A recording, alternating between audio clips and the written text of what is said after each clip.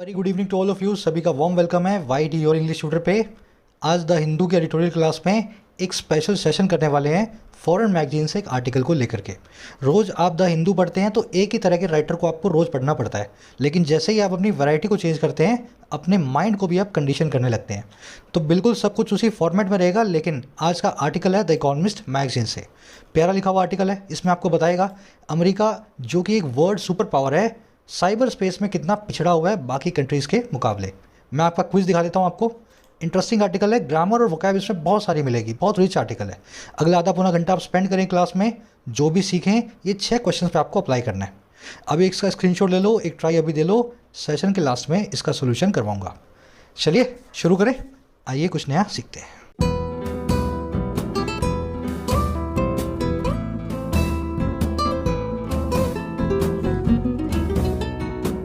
कह रहा है अमेरिकाज साइबर रेकनिंग। देखिए अमेरिका तो आप जानते ही हैं, यूएस है ना, यूनाइटेड स्टेट्स। साइबर रेकनिंग का क्या मतलब है? देखिए साइबर का मतलब होता है इंटरनेट या anything that is related to internet, और रेकन नाम का वर्ड मैं आपको करवा चुका हूँ। रेकन का मतलब होता है किसी चीज़ की अंडरस्टैंडिंग। किसी चीज़ को जब आप कैलकुलेट करते हो और उसकी अंडरस्टैंडिंग लेते हो असेसमेंट करके, तब आप करते हो उसकी रेकनिंग। तो कह रहे हैं अमेरिका की साइबर की समझ, अमेरिका को बहुत दशकों बाद, डेकेड्स के बाद, इंटरनेट आने के बाद अब जाकर के समझ में आई है कितना वो इंटरनेट में पिछड़ा हुआ है। आगे डिटेल में देखेंगे। रेकन नाम के वर्ड को नोट कर लें। एस्टिमेशन करना, अंडरस्टैंडिंग लेना, किसी चीज़ की जायजा लेना। चलिए टाइटल पैराग्राफ से क्या कह रहा है पता चलेगा अपने को। कह रहा है in order to make significant progress US needs to understand the nature of the conflicts in the cyber space. कह रहे हैं इस काम को करने के लिए इन ऑर्डर टू, अपने पास 3-4 वर्ड्स हैं इंग्लिश में, फ्रेजेज है इनफैक्ट। अगर आप टू लगा हुआ देखो, कभी इन ऑर्डर टू देखो, सो एज टू देखो, इन अ बिट टू देखो, या विद अ व्यू टू देखो, है ना। इन सब का मतलब होता है किस मकसद से कौन सा काम किया जा रहा है, किस ऑब्जेक्टिव से। तो इन ऑर्डर टू इसका मतलब है इस ऑब्जेक्टिव से, इस मकसद से। और किस मकसद से भाई? मेक करने के लिए, बनाने के लिए, बहुत ही ज़्यादा सिग्निफिकेंट प्रोग्रेस को, तरक्की करने के लिए, ऐसा समझ लो, तरक्की करने के लिए। अमेरिका जो है ना, अमेरिका यूएस, उसको ज़रूरत है कि वो अंडरस्टैंड करे, वो रेकॉन करे, वो समझे उस नेचर को, उस प्रकृति को जो है झगड़ों की, कॉन्फ्लिक्ट्स की, वॉर्स की, साइबर स्पेस में, इंटरनेट की दुनिया में। आया समझ में? तो अमेरिका बहुत पिछड़ गया है, लेकिन अगर प्रोग्रेस करनी है, सिग्निफिकेंट प्रोग्रेस करनी है, इस मकसद से उनको काम करना है, तो यूएस वालों को समझना पड़ेगा, गवर्नमेंट को, साइबर स्पेस के अंदर, इंटरनेट की दुनिया में वॉर्स कैसे लड़ी जाती है, अंडरस्टैंड करना पड़ेगा नेचर को। आई थिंक ये सेंटेंस समझ चुके हो आप अच्छे से, पोस्टमार्टम कर दिया हमने इसका। यूएस आपका सब्जेक्ट है, नीड्स आपकी वर्ब है, सिंगुलर सब्जेक्ट सिंगुलर वर्ब।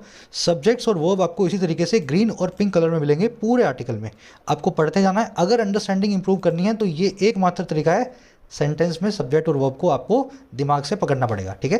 चलो, साइबर स्पेस, साइबर मतलब इंटरनेट, स्पेस मतलब दुनिया। Internet word is called cyber space. Conflict का मतलब होता है झगड़ा, है ना, आपसी जो तनाव होता है ना, उसको बोलते हैं conflict. In order to, to, so as to, in a bid to, और विद अ व्यू टू, ये सब के सब आपके ऑब्जेक्टिव को बताते हैं। बस फर्क इतना है, इन सब के बाद में बेस फॉर्म आती है, लेकिन विद अ व्यू टू के बाद में वर्ब की आईएनजी फॉर्म आती है। चलिए आगे बढ़ते हैं अपने। अभी काम करेंगे, फटाफट से एक लाइक और एक शेयर दे दो सेशन को, बहुत इसको रीच मिलती है आगे तक। सारी मैं आपको दिखा देता हूँ वोकैबुलरी इस आर्टिकल की एक साथ, ताकि आप इसको स्मूथली पढ़ते जाओ। साथ ही अगर किसी कॉम्पिटिटिव एग्जाम के लिए प्रिपेयर कर रहे हो तो अपनी ऐप को जरूर डाउनलोड करें। प्ले स्टोर और iOS दोनों पे अवेलेबल है योर इंग्लिश ट्यूटर। ऐप पे मिलेंगे क्वालिटी कोर्सेज अफोर्डेबल प्राइसेस में, जो कि मैं खुद डिज़ाइन करता हूँ। बैंकिंग का कॉम्बो अवेलेबल है 475 में, 1 साल की वैलिडिटी है, प्री और मेंस दोनों की तैयारी आपको करवाई जाती है। उसी तरीके से आपको मिलेगा बेसिक से एडवांस इंग्लिश राइटिंग स्किल्स का कोर्स, जिसमें आपको हर एक एग्जाम के लिए बिल्कुल बेसिक से मैं लिखना सिखाता हूँ। कोई भी एग्जाम हो, कोई भी टॉपिक हो, ऐसे समरी, रिपोर्ट, प्रेसी, है ना, हर चीज़ इसमें कवर्ड है। इस कोर्स की कीमत है 850 रुपीज़ 1 साल की वैलिडिटी के साथ। इस कोड को अगर आप लगाते हैं तो 525 रुपये में ये कोड आपको मिल जाता है। जरूर से कोर्स को लगा लिया करो, बेनिफिट ले लिया करो। कोई भी क्वेरी हो रिलेटिंग टू ऐप, इस नंबर पर आप मुझे व्हाट्सअप कर सकते हैं, मेरी टीम आपको रिप्लाई कर देगी। चलिए, हमारी वोकैब शीट है, 700 से 800 वर्ड्स इसमें हो चुके हैं। किसी भी एग्जाम के लिए मोर देन इनफ है। बस आपका सिर्फ ऑब्जेक्टिव ये होना चाहिए कि रोज़ आप इसको फॉलो करो। इसको अपडेट करके रोज़ मैं टेलीग्राम पे डालता हूँ। ये ग्रुप का नाम है वाई टी और इंग्लिश ट्यूटर, नाम से सर्च करोगे तो मिल जाएगा, ठीक है, नया ग्रुप है। चलिए, आज के वर्ड्स हमारे पास बॉय, वायलेंट पुराना वर्ड है, बॉय भी पुराना वर्ड है। फिर एक वर्ड है एम्बिट, वो भी पुराना वर्ड है ना। रेकॉन और क्लैमिटी, सबको देख लेते हैं एक एक करके। देखिए, बॉय का मतलब होता है किसी चीज़ को लाइवली या चेयरफुल रखना, किसी चीज़ को खुश मिजाजी में रखना, ठीक है, लाइवली और चेयरफुल। या फिर किसी चीज़ को तैराते हुए रखना, डूबने ना देना। अक्सर नाव होती है ना, नाव, नाव से इस वर्ड को जोड़ के रखना। समंदर में पानी के ऊपर एक हल्की सी बोट जो है वो हमेशा तैरती भी है और बहुत चीयरफुल वे में रहती है। एक लहर यहाँ से आ रही है, एक लहर उधर जा रही है, बोट क्या उछलती रहेगी, लाइवली रहेगी और तैरती रहेगी। वहीं से इस वर्ड के दोनों मीनिंग निकले हैं, नाव से, छोटी सी नाव जो समंदर में रहती है। अब मैं आपको दोनों मीनिंग्स के ऊपर एक एक सेंटेंस बना के दिखाता हूँ ताकि आप इस वर्ड को पकड़ पाओ। Winning the match board the team. Match को जीतने का जो काम है, विन करने का जो काम है, उसने पूरी टीम को लाइवली या चीयरफुल बना दिया। सब लोग खुश थे टीम में मैच को जीतने के बाद। और उसी तरीके से the salty water buoyed her as she swam towards the sea shore. Salty water ने उसको बॉय करा, उसको तैराता हुआ रखा, उसको सपोर्ट किया नीचे से। जैसे जैसे वो स्वैम टुवर्ड की, स्विम की सेकंड फॉर्म है, जैसे जैसे वो तैरती गई समंदर के शोर की तरफ, समंदर के सी शोर किनारे की तरफ। तो बोट से वर्ड कनेक्ट हो जाएगा। देखो थोड़ा टाइम लगा रहा हूँ इस वर्ड पे, लेकिन दिमाग में बिठा लेना, नाव से, कश्ती से। अब इसके सिनोनिम्स है encourage, support, boost, bolster, undergird, underpin. या जो अंडरपिन वर्ड है ना, इसका सिनोनिम, इसको आज आप आर्टिकल में देखोगे। अंडरपिन करने का मतलब ही होता है किसी चीज़ को नीचे से सपोर्ट करना, डूबने ना देना। चलिए अगला वर्ड है वायरुलेंट। ये वर्ड बना है वायरस से।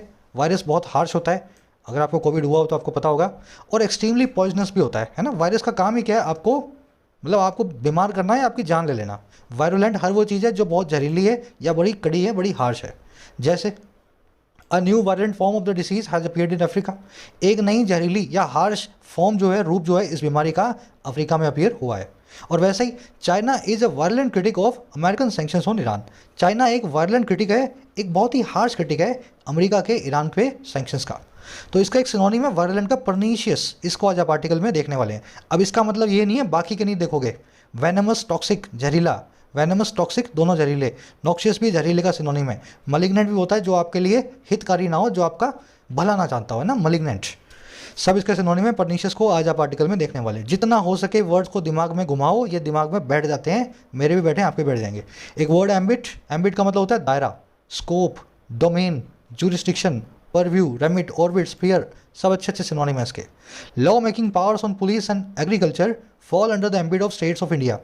जो कानून बनाने की पावर्स हैं पुलिस की और क्या, एग्रीकल्चर की, ये दोनों ही जो पावर्स हैं, ताकतें हैं, दायरे में आती हैं हमारे भारत के राज्यों के, है ना।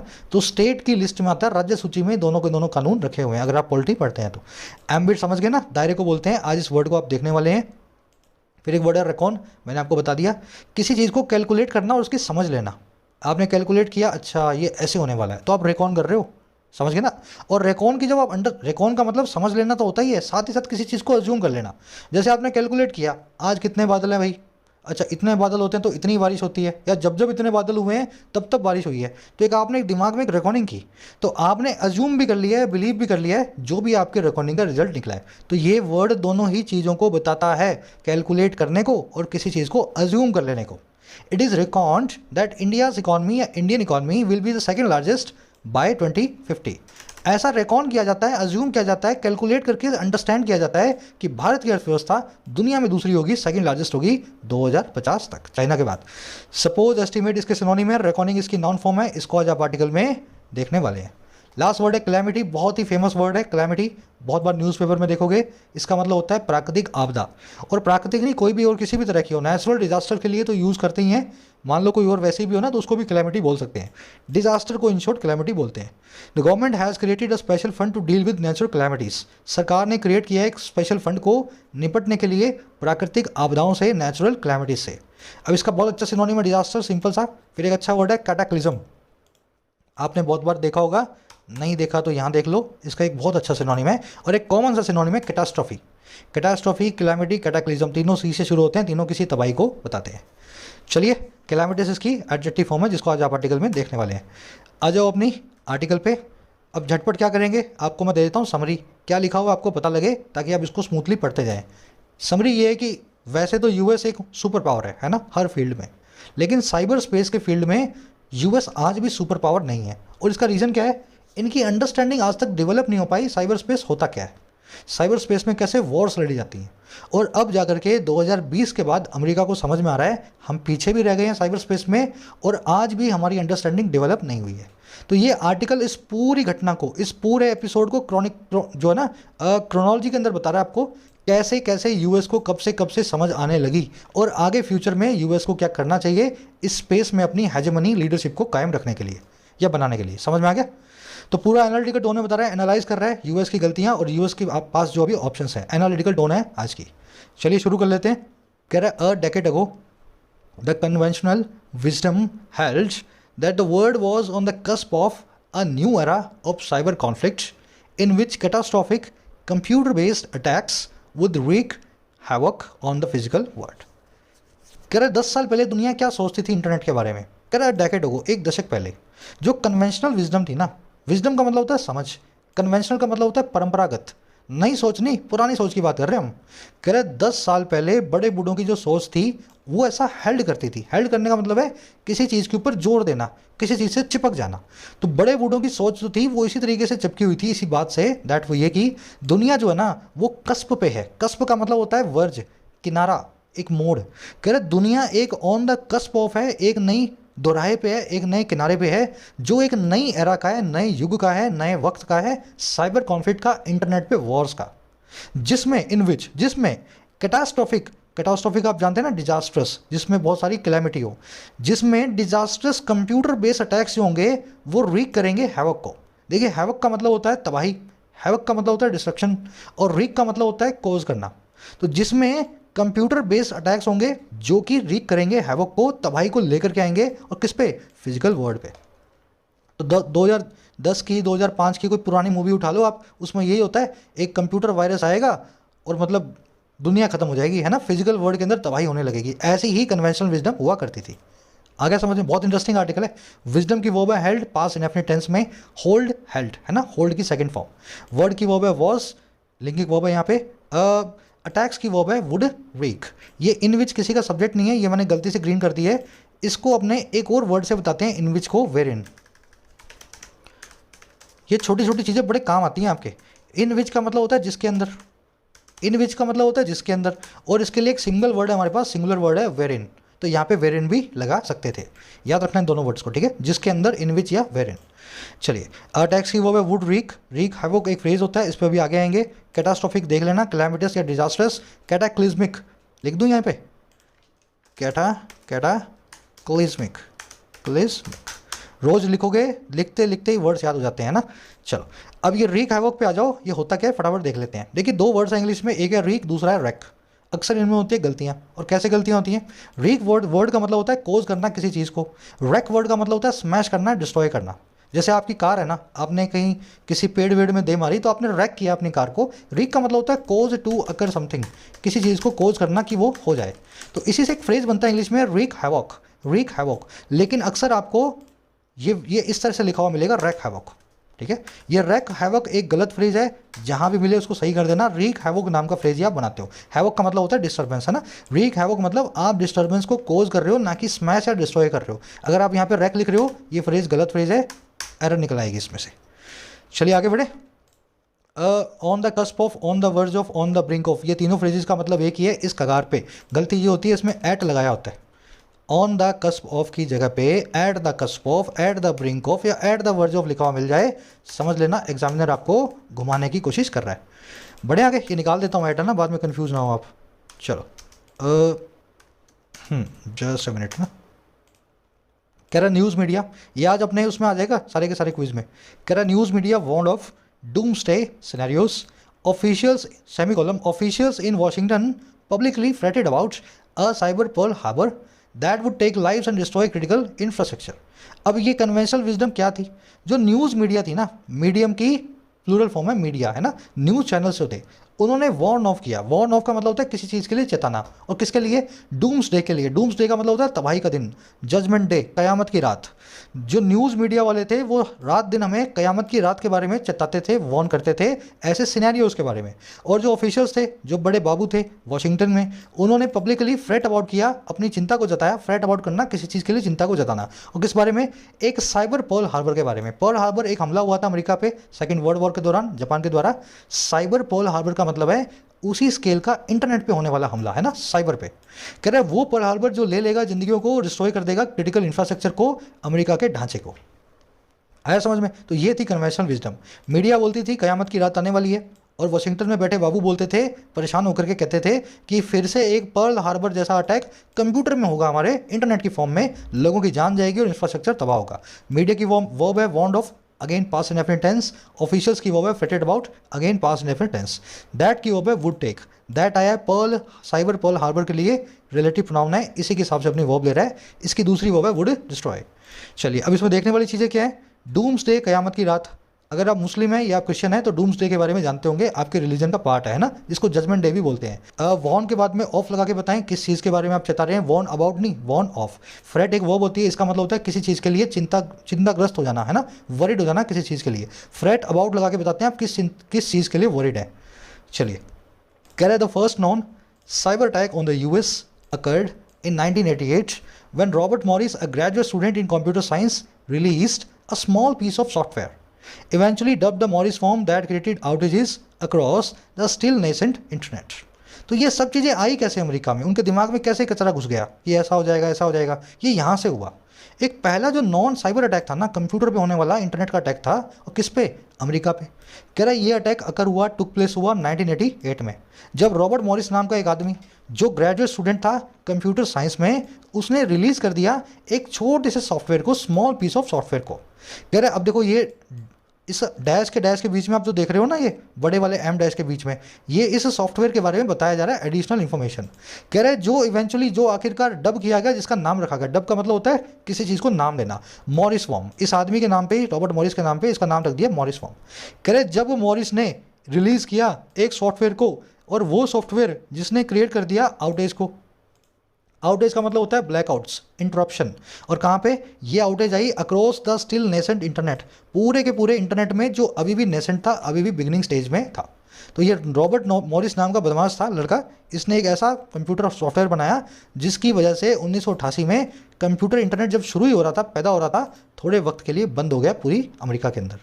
आ गया समझ में? चलो अब इस सेंटेंस के स्ट्रक्चर देखेंगे। साइबर अटैक की verb occurred, past indefinite tense, verb की सेकंड फॉर्म। मॉरिस की वर्ब अगेन इंडेफिनिट टेंस में, पास्ट में, वर्ब की सेकंड फॉर्म रिलीज्ड। दैट की वर्ब है क्रिएटेड, दैट आया सॉफ्टवेयर के लिए, सॉफ्टवेयर के लिए एडिशनल इन्फॉर्मेशन है। डब्ड का मतलब होता है किसी चीज़ को नाम देना। जब आप हिंदी डब्ड मूवी देखते हो, है ना, तो क्या कर रहे हो आप, वो मूवी देख रहे हो जो है तो किसी और लैंग्वेज में, लेकिन उसको नाम जो है, उसका टर्म जो है अब हिंदी में आ गया है ना, सारे डायलॉग्स जो है उसके हिंदी में आ गए। तो डब्ड का मतलब है किसी चीज़ का दूसरी भाषा में अनुवाद या ट्रांसलेशन। आउटेज का मतलब होता है ब्लैकआउट, इंटरप्शन, अचानक से लाइट चली गई, अचानक से इंटरनेट चला गया, अब इसको बोलेंगे आउटेज, है ना। नेसेंट का मतलब होता है शुरुआती स्टेज में, ग्रोइंग, बर्जनिंग, इंसिपिएंट, यंग। ध्यान देना, अच्छे वर्ड्स बता रहा हूँ आपको, नेसेंट के दो सिनोनिम्स, बर्जनिंग और इंसिपिएंट। जो बिल्कुल ग्रोइंग स्टेज में हो उसको बोलते हैं नेसेंट, बर्जनिंग या इंसिपिएंट। चलिए आगे बढ़े, सवाल आपसे कर लेते हैं। Software, a small piece of software, ये स्मॉल पीस का क्या मतलब है? क्या सॉफ्टवेयर का कोई टुकड़ा था क्या? मतलब पूरा सॉफ्टवेयर नहीं था, एक छोटा सा टुकड़ा सा इसने निकाल दिया, ऐसा है क्या? चलो सोचो, पहले खुद से सोचो कौन सा रूल लगेगा। रूल तो मैं समझाने बैठा ही हूँ यहाँ, चलो आ जाओ साइड में।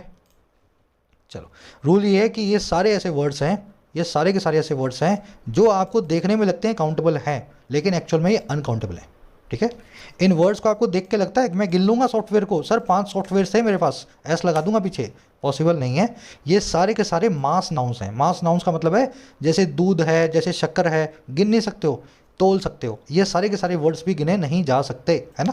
चलो अब देखो इनमें दिक्कत क्या है, आपको लगता है आप गिन लोगे तो पीछे इनके लगाया तो एस, जैसे all software of Apple are very expensive. Apple के सारे सॉफ्टवेयर जो हैं एप्पल कंपनी के बड़े ही एक्सपेंसिव हैं। सॉफ्टवेयर बहुत सारे हैं तो सॉफ्टवेयर्स ऐसा आप लगाए। वैसे ही 2 breads were my only breakfast today, 2 breads ही मेरा अकेला ब्रेकफास्ट था आज का। मतलब आज मैंने जो खाया नाश्ते में सिर्फ 2 ब्रेड्स खाई। ठीक है, आपने गिन लिया, एस लगा दिया। My friend promise to follow all my advices, मेरे फ्रेंड ने मुझे फॉलो किया, मेरी सारी सलाहों को फॉलो करेगा, है ना, मुझे ऐसा प्रॉमिस किया।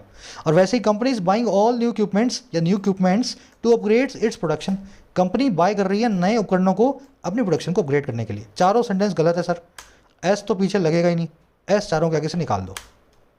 ठीक है, क्योंकि ये काउंटेबल नाउन है ही नहीं। जब काउंटर नहीं कर सकते तो एस कैसे लगा दोगे भाई साहब, नहीं लगा सकते आप। अब आपकी दिक्कत ये आएगी सर इस ऑल का क्या करें, इस 2 का क्या करें, एस कैसे निकल गया। उसका सिंपल सा तरीका है, आप यहाँ लिख दो पीसीज ऑफ। ये सभी के सभी नाउन्स इसी तरीके से चलते हैं, इनके पीछे एस नहीं आएगा।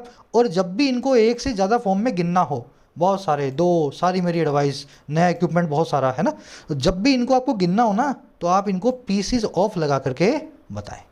वैसे ही 2 ब्रेड्स है तो यहाँ लिख दें 2 पीसीज ऑफ ब्रेड। ठीक है। तो इसका मतलब है ब्रेड के 2 टुकड़े, इसका मतलब है सॉफ्टवेयर के 2 पीस। वैसे ही my friend promise to follow all my advices, इसका मतलब होगा all pieces of my advice, ठीक है। और उसी तरीके से company is buying new equipment, अगर वो एक है तो इक्विपमेंट पड़ा रहने दो, और अगर कई सारे इक्विपमेंट हैं तो आप लिखो न्यू पीसीज ऑफ इक्विपमेंट। अगर एक ही इक्विपमेंट है तब तो दिक्कत नहीं है, लेकिन बहुत सारे हैं, मान लो आप यहाँ लिख रहे हो सेवरल न्यू, सेवरल लिख रहे हो आप, तो इसका मतलब बहुत सारे हैं, तो several new PCs of equipment लिख कर के आओ, इसी तरीके से इसको चलाओ, याद रह जाएगा।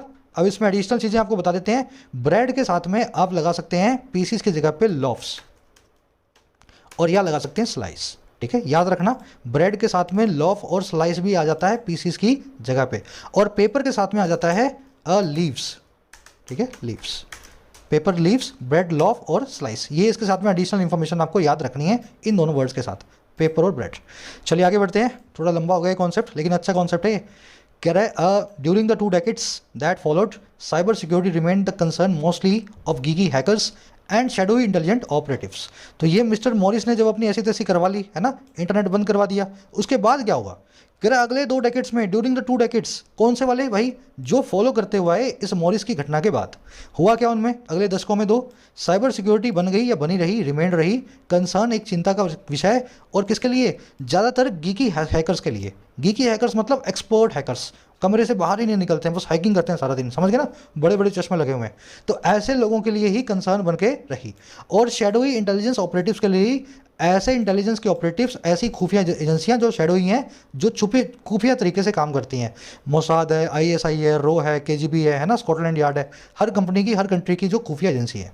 तो इसके बाद अगले 20 सालों तक साइबर सिक्योरिटी इन्हीं लोगों की चिंता का विषय था।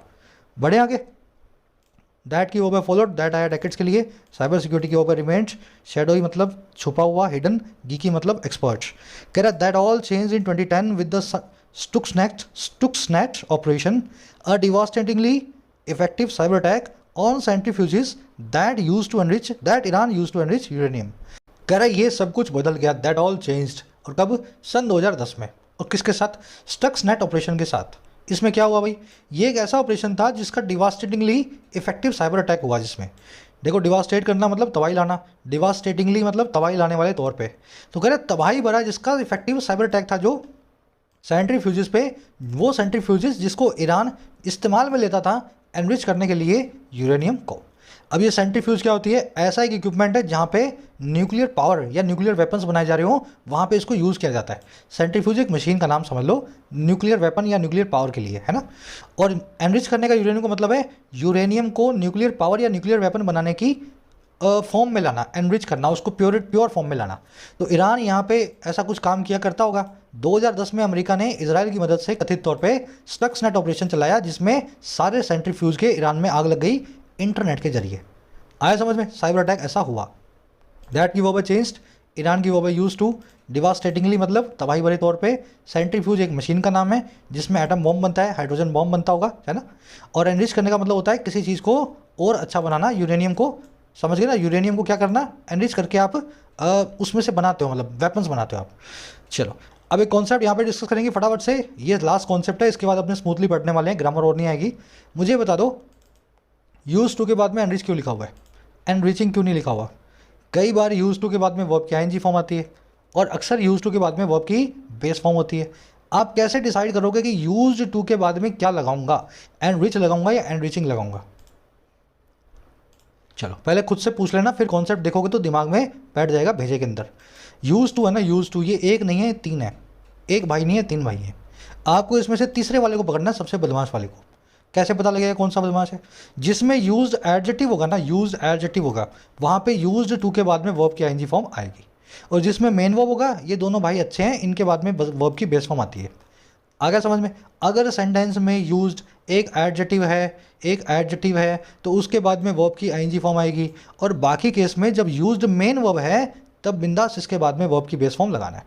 अब सारी बात आ गई इस बात पे कि कैसे पता लगेगा सर एडजेक्टिव कहाँ है। बड़ा आसान है, अगर यूज से पहले, अगर इस एडजेक्टिव से पहले is am are was were आ रहा हो, ठीक है, क्या आ रहा हो, is am are was were, और ये सेंटेंस में किसी हैबिट को बता रहा हो, दोनों काम होंगे तभी बनेगा।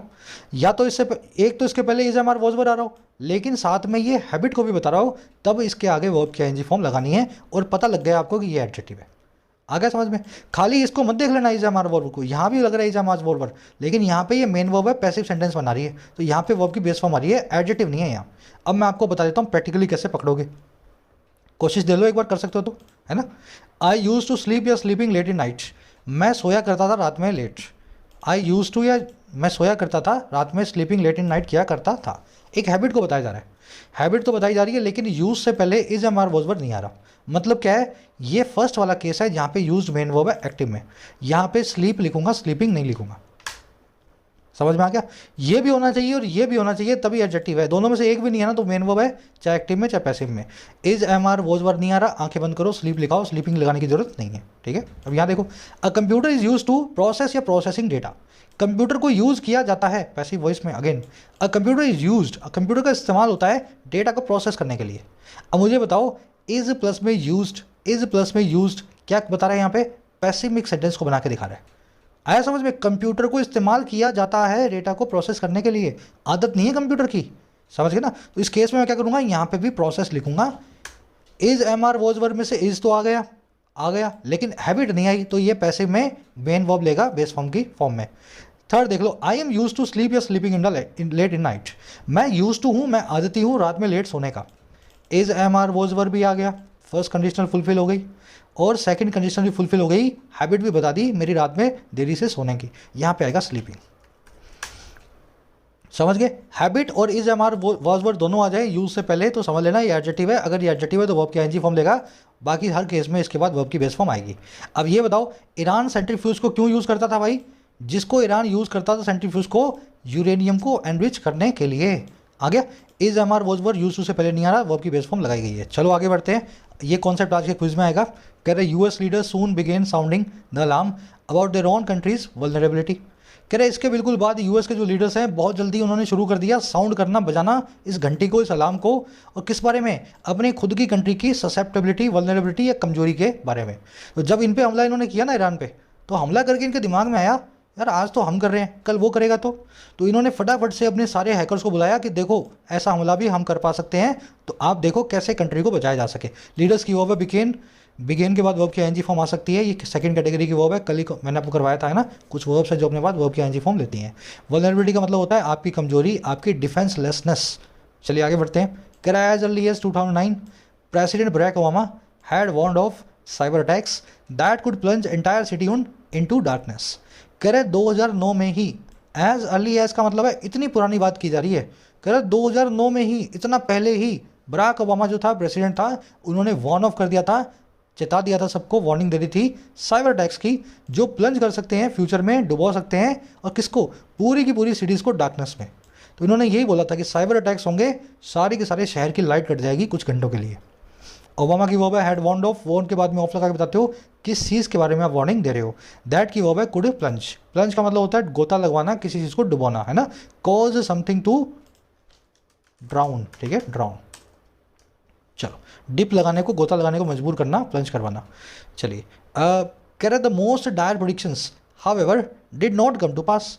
कह रहे फिर भी जो सबसे ज़्यादा डायर प्रोडिक्शंस जो थी, इन सारे लोगों की जो वार्निंग्स थी डायर वाली, डायर का मतलब होता है टेरिबल, हॉरिबल, ड्रेडफुल, फ्राइटनिंग, डराने वाली।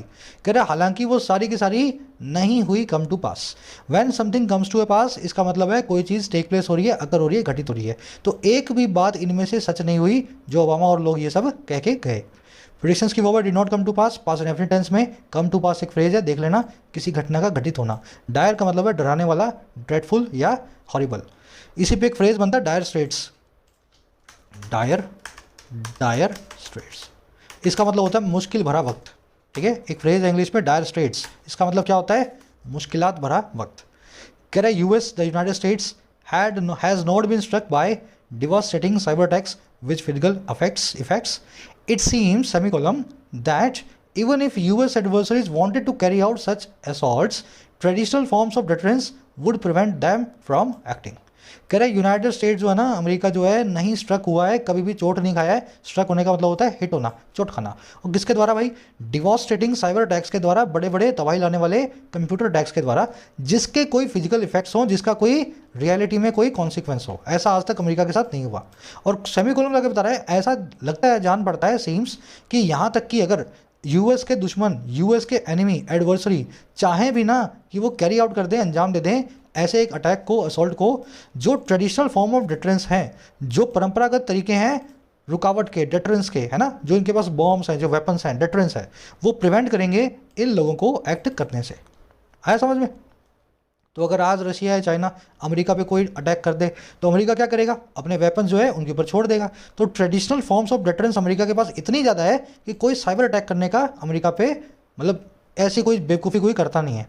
यूएस की verb has not been struck, present perfect tense में नेगेटिव सेंटेंस है। इट की वर्ब है सीम्स। अगेन यूएस एडवर्सरीज की वर्ब है वांटेड। एडवर्सरीज का मतलब होता है एंटागोनिस्ट, एनिमी, आपका दुश्मन, हॉस्टाइल, है ना, somebody hostile to you. Forms की वर्ब है would prevent, prevent from, restrict from, किसी को किसी काम से रोकना। इनके बाद में फ्रॉम प्रेपोजिशन लगी हुई है ना। They prevented us from entering the examination hall, उन्होंने हमें रोक दिया एग्जामिनेशन हॉल में एंटर करने से। तो प्रिवेंटेड या restricted us from, from preposition prevent restrict के बाद में फिक्स है। डेटरेंस का मतलब होता है रुकावट, सामने वाले को डराने का कोई ऐसा जो है मीन्स जिससे वो डर जाए और रुक जाए। चलिए आगे बढ़ते हैं। यहाँ पे कौन सा कंडीशनल लग रहा है आप मुझे बताएंगे। आज कंडीशनल पे अपने टाइम जो है इन्वेस्ट नहीं करेंगे। इस सेंटेंस में कौन सा कंडीशनल चल रहा है, कौन सा कंडीशनल लगा है, जरूर से बताना कमेंट्स में जिसको बताओ। कह रहा behind those mistaken warnings lay an assumption that the only alternative to cyber space must be a cyber war. अब कह रहा है ये यूएस के साथ कभी कुछ गलत तो हुआ नहीं, फिर भी ये सारी एजम्पशंस क्यों करके बैठा है अमेरिका? भाई इस पर कोई हमला तो करता नहीं। अब बता रहा है, कह रहा है ये सारी की सारी जो गलत वार्निंग्स है ना, बिहाइंड दोज मिस्टेकन वार्निंग्स, उनके पीछे ले है, पड़ा हुआ है एक अजम्पशन, एक ऐसा बिलीफ अमेरिका का, दैट वो ये कि महज ऑल्टरनेटिव टू साइबर स्पेस जो है ना, अकेला जो ऑल्टरनेटिव है, जो विकल्प है साइबर पीस का, इंटरनेट पे शांति का, वो होना चाहिए साइबर वॉर, एक इंटरनेट पे जंग। तो अमेरिका को यही लगता है या तो जंग होगी या पीस होगी, है ना। अगर पीस नहीं है तो जंग होगी, जंग नहीं है तो पीस होगी। ये अजम्पशन की वजह से अमेरिका बस इतने सालों से डरता ही आ रहा है कि क्या हो जाएगा, कब कैसे हो जाएगा। आया समझ में? अजम्पशन की वर्ब है ले, ऑल्टरनेटिव की वर्ब है मस्ट बी। अब यहाँ पे दो चीज़ों को अपने को देखना है। पहला, ये ले इससे पहले क्यों आ रहा है? ऐसी कौन सी मजबूरी आ गई राइटर की कि वर्ब को सब्जेक्ट से पहले लिख दिया, है ना। और मुझे कैसे पता लगा कि ये पहले आ रहा है? देखो सेंटेंस को ब्रेक करोगे तो आप खुद भी समझ जाओगे। बिहाइंड प्रेपोजिशन है, दो एडजेक्टिव है, मिस्टेकन एडजेक्टिव है, वार्निंग्स इस प्रेपोजिशन का ऑब्जेक्ट है। अगर वार्निंग्स इसका ऑब्जेक्ट है तो ले इसकी वर्ब हो ही नहीं सकती। अगर ये पूरा फ्रेज प्रेपोजिशनल फ्रेज है तो ये जो वर्ब है ना, इसके बाद ही इसका सब्जेक्ट रखा हुआ है। अब बात ये आती है कि सब्जेक्ट बाद में आया क्यों? ये पहले आ जाता तो क्या दिक्कत हो जाती इसको? इसका सीधा सा रीज़न है, अजम्पशन से पूरा क्लोज जुड़ा हुआ है। Assumption that the only alternative cyber space must be a cyber war, ये पूरा एक्चुअल में आपका सब्जेक्ट है। अगर इसको मैं सब्जेक्ट मान लूँ और इसके बाद यहाँ पे ले को रखूँ और फिर इस प्रेपोजिशनल फ्रेज को रखूँ ना, पढ़ने वाला समझ नहीं पाएगा। तो 100% की बात क्या है, जब सब्जेक्ट में कोई क्लोज एडिशनल पड़ा हो, सब्जेक्ट के साथ में कोई प्रेपोजिशनल फ्रेज या क्लोज आ जाए जो सब्जेक्ट के साथ में रखना जरूरी है, उस केस में वर्ब को सब्जेक्ट से पहले रख के इन्वर्जन करके सेंटेंस को मीनिंगफुल बनाया जाता है। अब कॉन्सेप्ट जो देखना है फटाफट देख लो। दो वर्ब्स हैं अपने पास, लाई, ले और लेन। दूसरी है ले, लेड और लेट। मैं ज़्यादा अंदर टेक्निकली नहीं जाऊँगा क्योंकि दोनों वर्ब्स आप ऑलरेडी मेरे साथ ग्रामर में कर चुके हो। पहली वाली का मतलब होता है लेटना, दूसरी वाली का मतलब होता है लेटा देना। ठीक है, लाई, ले और लेन V1 V2 V3, ले, लेड और लेड V1 V2 V3। जब किसी को लेटाओगे तो उस चीज़ को आपको ऑब्जेक्ट बनाना पड़ेगा। मैंने आपको नीचे लेटा दिया तो आपको मैंने ले किया ना, तो आप मेरे ऑब्जेक्ट हो गए ना। तो ले वर्ब जो है अपने बाद हमेशा ऑब्जेक्ट को लेगी, और लाई वर्ब का मतलब है लेट जाना, आप खुद ही ऑब्जेक्ट हो, अर्गेटिव वर्ब है। इस केस में इसका कभी भी ऑब्जेक्ट नहीं होगा। अगर सेंटेंस, अब देखो यहाँ पे कन्फ्यूजन है, ले इसकी सेकंड फॉर्म और ले इसकी फर्स्ट फॉर्म। आपको डिसाइड करना होगा सेंटेंस में V1 इसकी है या V2 इसकी है ना, यहीं पे सारी कन्फ्यूजन है। एक सेंटेंस आपके सामने रखा है, अभी अपने प्रैक्टिकली समझ लेते हैं। The little girl lay her school bag at the table and laid on a sofa for a quick nap. छोटी बच्ची ने अपना स्कूल बैग लेटा दिया टेबल पे और खुद लेट गई सोफा पे फटाफट से नींद लेने के लिए, क्विक नैप के लिए। पहले सबसे निकाल लो मीनिंग, आपको सेंटेंस में पता लगे हुआ क्या है। बैग को ले किया है तो बैग को लेटाया है। ले वर्ब का ऑब्जेक्ट आ रहा है स्कूल बैग। कहने का मतलब क्या है, ये जो ले है ना, ये सेकंड कैटेगरी की वर्ब है, यहाँ से उठानी है आपको। अब लिटिल गर्ल के लिए अगर ले लगाओगे तो या तो लगाओगे लेज प्रेजेंट टेंस में, और अगर पास्ट टेंस में लगा रहे हो तो लगाओगे लेट। तो एक्चुअल में लेट आना चाहिए, लेकिन इसका ले लगा के मैंने कंफ्यूज कर दिया आपको। समझ में आ गया? ऑब्जेक्ट देख लेना, ऑब्जेक्ट देखते ही सेंटेंस क्लियर हो जाएगा। बच्ची ने लेटा दिया, लेड कर दिया, अब समझ गए ना, लेड सेकंड फॉर्म, ले कर दिया स्कूल बैग को, लेड कर दिया टेबल पे और खुद लेट गई सोफा पे। अब यहाँ सेकंड लगी है तो सर यहाँ भी सेकंड लगेगी, खुद के लेटने के लिए यहाँ पे ले आएगा। ठीक है ना, कोई ऑब्जेक्ट नहीं है, आगे प्रीपोजिशन आ रही है ले विदाउट, विदाउट जो है ऑब्जेक्ट। बाकी ग्रामर सीरीज में हो चुका है, ये आधे घंटे का टॉपिक है, यहाँ पे 2 मिनट में शायद ना हो पाए, अगर कर चुके हो तो रिवीजन आपका हो गया। चलिए आगे बढ़ते हैं। But in the year since it has become clear that like all realms of conflicts, the domain of cyberspace is shaped not by a binary between war and peace, but by a spectrum between those two poles, and most cyber attacks fall somewhere in that murky space. लेकिन कई सालों से तभी से ही in the year since, कई सालों के बाद तभी से ही ये चीज़ साफ हो चुकी है, बिल्कुल दूसरे सारे रियाम्स की तरह, दूसरे सारे डोमेन्स या एरियाज़ की तरह जो हैं कॉन्फ्लिक्ट के, जो झगड़े के सारे, जो झगड़े के जितने भी डोमेन्स हैं ना, न्यूक्लियर वॉर है, डिप्लोमेटिक वॉर है, जो है कोल्ड वॉर है, कह रहा है सभी दूसरे डोमेन्स की तरह जो साइबर स्पेस का डोमेन है ना, जो इंटरनेट पे झगड़ों का डोमेन है, जो एरिया है, वो शेप्ड है, उसकी शेप बनती है नहीं नॉट बाय एक बाइनरी से, एक जुगलबंदी से। बाइनरी का मतलब होता है जुगलबंदी, और किस किस के बीच, वॉर और पीस के, बल्कि ये बनती है एक स्पेक्ट्रम के द्वारा, एक रेंज के द्वारा जो होता है इन दोनों के बीच में, इन दोनों पोल्स के बीच में। और कह रहे हैं ज़्यादातर जो साइबर अटैक्स हैं फॉल करते हैं कहीं इसी मर्की स्पेस में, इसी धुंधले से एरिया के अंदर। तो धीरे धीरे दुनिया को पता लगा कि पीस और वॉर की तरह, पीस और वॉर के बीच में भी बहुत कुछ होता है, और हर फील्ड में ऐसा होता है ना। तो साइबर स्पेस में भी ऐसा ही होता है जैसे बाकी फील्ड्स में होता है ना। ये चीज़ दुनिया को क्लियर हो गई। साइबर स्पेस में भी इन दोनों पोल्स के बीच में एक बहुत बड़ा एरिया है, स्पेक्ट्रम है, और ज़्यादातर साइबर अटैक्स उसी स्पेक्ट्रम के अंदर आपको पड़े हुए मिलेंगे। ना तो बहुत बड़ी वॉर करवाएंगे, ना कोई पीस टाइम का मौका होगा, ऐसे साइबर अटैक्स होंगे, नुकसान भी होगा और बहुत बड़ा नहीं होगा। इट की वजह हैज़ बिकम, डोमेन की वजह शेप्ड, पैसिव वॉइस में। बाइनरी मतलब जुगलबंदी या झगड़ा भी बोलते हैं बाइनरी को, है ना, दो लोगों की आपस की लड़ाई को भी बाइनरी बोलते हैं, और जुगलबंदी को भी बाइनरी बोलते हैं। स्पेक्ट्रम आप जानते हैं, साइबर अटैक्स का मतलब है फॉल। नाउन से पहले जब भी एडजेक्टिव आए, मोस्ट आए, तो उसके आगे द ना लगाएं। द मोस्ट का मतलब सबसे ज़्यादा, और द के बिना मोस्ट का मतलब है ज़्यादातर, तो ज़्यादातर अटैक्स की बात हो रही है। मर्की का मतलब है धुंधला। चलिए आगे बढ़े। डोमेन और रियल्म एक दूसरे के सिनोनिम है। एरिया, डोमेन, जुरिस्डिक्शन, परव्यू, है ना, सब एक दूसरे के सिनोनिम्स है। कह रहा the obvious subside of this outcome is that the worst fears of death and destruction have not be realised. कह रहा सबसे अच्छा जो अपसाइड है, अपसाइड का मतलब क्या है, ऊपर की तरफ साइड, जब आप ऊपर की तरफ जा रहे हो तो आपको एडवांटेज मिल रही है।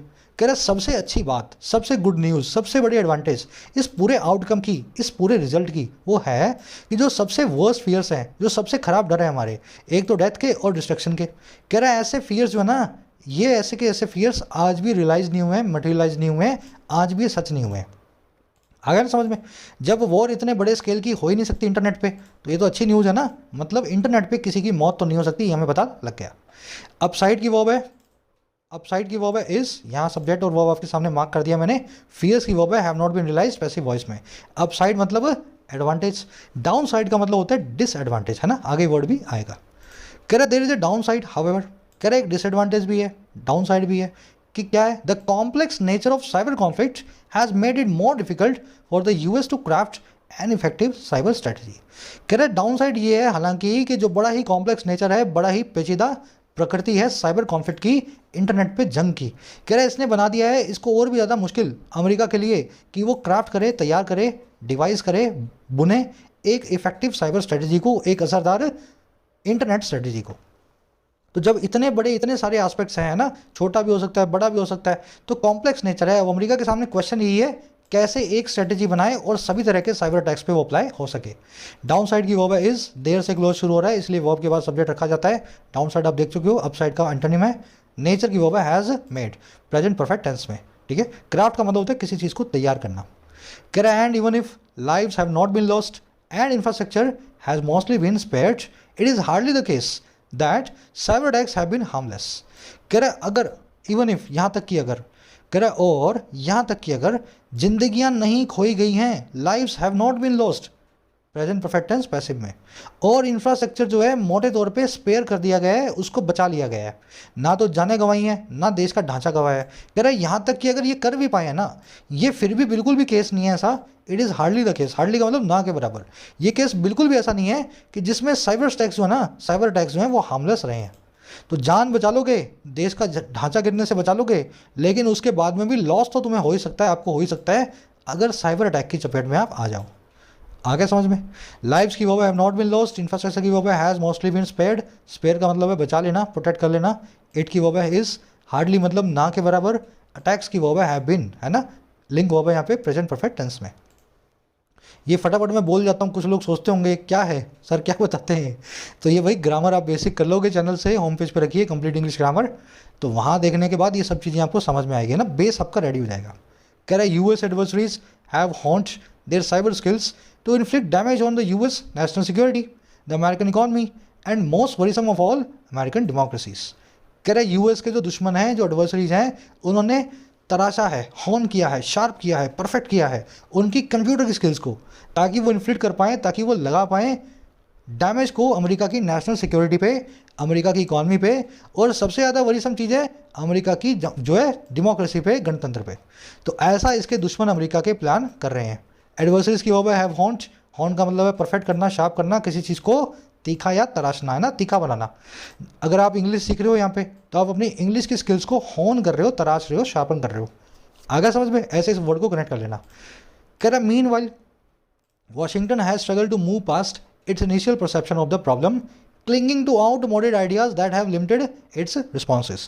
कह रहा है वॉशिंगटन की दिक्कत क्या है, कह रहा है इसी सभी के बीच मीन वाइल वॉशिंगटन आज भी स्ट्रगल कर रहा है आगे बढ़ने में, मूव पास्ट करने में, पीछे छोड़ने में, इसके इनिशियल परसेप्शन को, इसकी शुरुआती समझ को जो है इस पूरी प्रॉब्लम की। आज भी वॉशिंगटन पुराने तरीके से ही सोच रहा है, इसकी सोच ही गलत है ना। अब देखो ये कैसे हो रहा है भाई सारा का सारा काम, क्लिंग टू करते हुए, चिपके रहते हुए, आउटमोडेड यानी ऑब्सोलीट यानी कि ओल्ड फैशन आइडियाज़ को जिन्होंने लिमिटेड कर दिया है इसके रिस्पॉन्स को, इसके सारी की सारी प्रतिक्रिया को। यहाँ पे लिमिटेड, हैव लिमिटेड इसकी वर्ब है। आगे समझ में, तो वॉशिंगटन आज भी पुराने ख्यालों को पीछे छोड़ने को तैयार नहीं है अमेरिका, और इसी वजह से इसका कोई रिस्पॉन्स ही ढंग से दे नहीं पाता साइबर अटैक्स का। वॉशिंगटन की वर्ब है हैज स्ट्रगल्ड, दैट की वर्ब है हैव लिमिटेड, क्लिंगिंग टू का मतलब है किसी चीज़ से चिपके रहना, प्रेजेंट पार्टिसिपल साइमल्टेनियस सेक्शन है इस केस में। वॉशिंगटन जब स्ट्रगल कर रहा है तब वो चिपका हुआ है इस तरह के आइडियाज़ से। आउटमोडेड मतलब एंटीक बोल दो, आउटडेटेड बोल दो, ओल्ड फैशन बोल दो, या ऑब्सोलीट बोल दो, जो चलन से बाहर है। चलिए आगे बढ़े। परसेप्शन मतलब समझ। कह रहा the US has also demonstrated an unwillingness to consistently confront its adversaries in the cyber realm, and has suffered from serious self-inflicted wounds that have left it in a poor position to advance its national interest in cyberspace. कह रहा है US ने ये भी दिखाया है, demonstrate किया है, एग्जिबिट या शोकेज किया है, और किसको, अपनी अनविलिंगनेस को, अपनी परहेजी को। अनविलिंगनेस मतलब किसी चीज़ के लिए परहेज करते हो, तैयार ही नहीं हो किसी काम को करने को, और किस चीज़ के भाई, लगातार से कन्फ्रंट करने को, कंसिस्टेंटली सामना करने को अपने दुश्मनों का साइबर रैम में, इंटरनेट की दुनिया में। तो यूएस हमेशा अपने दुश्मनों से इंटरनेट की दुनिया में जो है ना परहेज करता है कि उनसे झगड़ा ना करे, क्योंकि पीछे रह जाता है उनसे। और कह रहा है इसी यूएस ने सफ़र भी किया है, सहा भी किया है खुद के द्वारा लगाए हुए सीरियस सेल्फ इन्फ्लिक्टेड वुंड्स को। वुंड मतलब चोटें, सेल्फ इन्फ्लिक्टेड मतलब खुद पे लगाई हुई, सीरियस मतलब बड़ी गंभीर। तो इसने खुद पे ही बहुत बड़ी बड़ी चोटें लगा दी हैं, जिसने छोड़ दिया है इसको बहुत ही ख़राब पोजीशन में कि ये एडवांस करे, फर्दर करे, आगे बढ़ाए अपने नेशनल इंटरेस्ट को इंटरनेट की दुनिया में। तो चाइना से, रशिया से इंटरनेट पे कतराता है यूएस, है ना, उनसे झगड़ा नहीं करता, और इसी वजह से अपने आप पे चोट मार रहा है, और आज अपने आप पे चोट मारने की वजह से बहुत पीछे रह गया है, अपने नेशनल इंटरेस्ट को आगे नहीं ला पा रहा। अमेरिका की वर्ब है हैज़ डिमॉन्स्ट्रेटेड, अमेरिका की दूसरी वर्ब है हैज़ सफर्ड, बीच में आ गया एंड। हैज़ को यहाँ पे ओमिट किया जा सकता था, ऑलरेडी हैज़ यहाँ पे आ चुका है, लेकिन दूसरी बार लगाया गया क्योंकि बहुत ज़्यादा स्पेस हो चुका है दोनों वर्ब्स के बीच में। तो राइटर का डिस्क्रिप्शन है, अगर वो चाहे तो दो बार भी हेल्पिंग वर्ब को सेम यूज़ कर सकता है।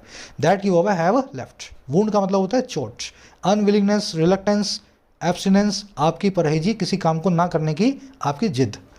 चलिए आगे बढ़ेंगे। कन्फ्रंट का मतलब होता है सामना करना। कह रहे to do better the US must focus on the most pernicious threats of all, cyber attacks aimed at weakening social trust, the underpinnings of democracy and the functioning of a globalised economy.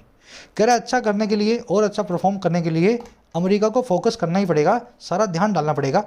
अब इस paragraph में बता रहा है क्या करना चाहिए, है ना। अमेरिका को फोकस करना पड़ेगा सबसे ज़्यादा जहरीली थ्रेट्स पे, परनिशियस थ्रेट्स पे, हर तरह की, ऑफ ऑल, है ना। इन सारी थ्रेट्स में से सबसे ज़्यादा जहरीली थ्रेट्स पे इसको फोकस करना होगा। अब वो कौन सी हैं, यहाँ पे लगा दिया कॉलम, और उनकी लिस्ट बताएगा एक एक करके। पहला ऐसे साइबर अटैक्स जो एम्ड एट है वीकन करने पे सामाजिक ट्रस्ट को, समाज में विश्वास को, यकीन को। दूसरा उन अंडरपिनिंग्स को, उन सपोर्ट्स को जो है डेमोक्रेसी के, है ना, जिनकी वजह से डेमोक्रेसी अंडरपिन कर रही है, तैर रही है ना। और तीसरा फंक्शनिंग को, कामकाज को एक ग्लोबलाइज्ड इकॉनमी के। तो ये तीनों तरह के अगर जो अटैक्स होते हैं, इन तीनों चीज़ों को कमज़ोर बनाने वाले अमेरिका को सबसे पहले इन पे करना है फोकस। अमेरिका की वर्ब है मस्ट फोकस, फोकस के बाद में ऑन लगाना, कंसंट्रेट के बाद में ऑन लगाना। बहुत स्टूडेंट्स गलती करते हैं, फोकस एट, कंसंट्रेट एट, गलत है। ये प्रीपोजिशंस ऐसे ही काम करती हैं इन वर्ड्स के बाद में, है ना, focus on, concentrate on. Pernicious जानते हैं हम, जहरीला, है ना, वायरुलेंट, मैलिग्नेंट, देख चुके हो ना। परनीशियस, अंडरपिनिंग मतलब जो चीज़ आपको सपोर्ट करे, आपका सपोर्ट ही आपका अंडरपिनिंग है, अंडर गर्ड है। चलिए आगे बढ़े, लास्ट सेंटेंस है, कह रहा the Biden administration seems to recognise the need for a new approach. कह रहा लेकिन बाइडेन का जो एडमिनिस्ट्रेशन है दिखाई देता है कि रिकॉग्नाइज कर रहा है वो इस नीड को, इस ज़रूरत को एक नई अप्रोच की। एडमिनिस्ट्रेशन यानी प्रशासन, इसकी वर्ब है seem, singular subject, singular verb. कह रहा but to make significant progress it will need to reform the country's cyber strategy, starting with its most fundamental aspect, the way Washington understands the problem. कह रहा लेकिन बहुत अच्छी progress करने के लिए, सिग्निफिकेंट प्रोग्रेस करने के लिए इसको ज़रूरत होगा कि ये रिफॉर्म करे कंट्री की साइबर स्ट्रेटजी को, अपने देश के साइबर समझ गए ना स्ट्रेटजी को। और कैसे, स्टार्ट करते हुए इसकी सबसे मोस्ट फंडामेंटल एस्पेक्ट से, इसके सबसे बेसिक पहलू से। एस्पेक्ट मतलब पहलू, फंडामेंटल मतलब बेसिक। और वो एस्पेक्ट क्या है, जिस तरीके से वॉशिंगटन अंडरस्टैंड करता है प्रॉब्लम को, समझता है इस पूरी सिचुएशन को, है ना, उस तरीके को सबसे पहले इसको बदलना होगा, तभी काम ये कर पाएगा।